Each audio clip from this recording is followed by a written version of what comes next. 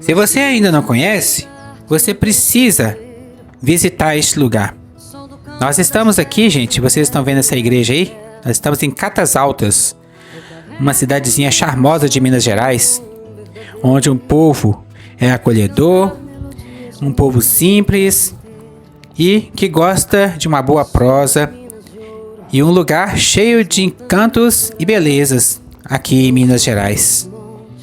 Então, eu faço para vocês o convite, venha visitar este lugar incrível aqui em Minas Gerais. E se você gostou, deixa aqui a sua curtida.